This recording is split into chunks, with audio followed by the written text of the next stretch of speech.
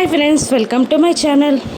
నిషిక కాచి వైజయంతి బామ్మగారు అనుకున్న ప్రకారమే ఇక జగదాత్రి మెడలో రాత్రి తాళిని కట్ చేస్తారు. ఇక తెల్లవారగానే నిషిక పూజ చేస్తున్నట్టు యాక్టింగ్ చేస్తూ హారతి ప్లేట్లో బయటికి వస్తుంది. ఇక జగదాత్రి నిషికని చూస్తూ చాలా షాక్ అవుతూ ఉంటుంది.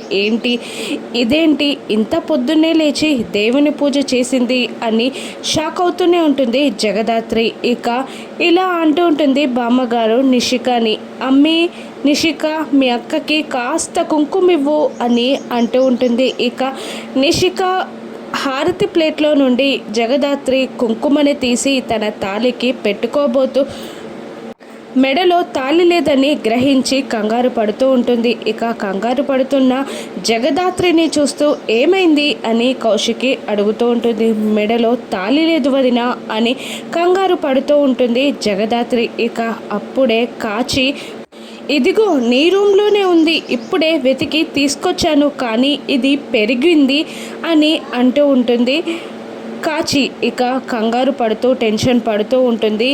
అలా జరిగినందుకు జగదాత్రి ఇక బామ్మగారు ఇలా అంటూ ఉంటారు, అబ్బో ఇది ఎంత పెద్ద అపశకునమో అని అంటూ ఉంటారు బామ్మగారు. ఇక కంగారు పడుతున్న జగదాత్రిని పాపం అన్నట్టు యాక్టింగ్ చేస్తూ వైజయంతి ఇలా అంటూ ఉంటుంది వాళ్ళ పిన్ని ఏదో ఒక ఉపాయం ఉంటుంది కదా, చెప్పు, చేస్తారు వాళ్ళు అని వైజయంతి అంటూ ఉండగా, చెప్పండి బామ్మగారు, చేస్తాం, ఏదైనా చేస్తాం, ఎంతటి పూజ అయినా చేస్తాం అని జగదాత్రి అంటుండగా, పూజ అవసరం లేదమ్మి, ఒక్క చిన్న పనుంది, చేస్తే సరిపోతుంది అని బామ్మగారు అంటూ ఉంటారు. చెప్పండి, చేస్తాం అని జగదాత్రి అనగానే ఇక ఒక పసుపు తాడుకి పసుపు కొమ్మును కట్టి తాళిలాగా చేసి తీసుకొని వచ్చి జగదాత్రి ముందు ఆ తాళిని చూపిస్తూ, ఇది నీ మెడలో ఆ అబ్బి కడితే సరిపోతుందమ్మి అని అనేస్తుంది. ఇక దాంతో జగదాత్రి కేదార్ ఇద్దరు షాక్ అవుతూ ఉంటారు.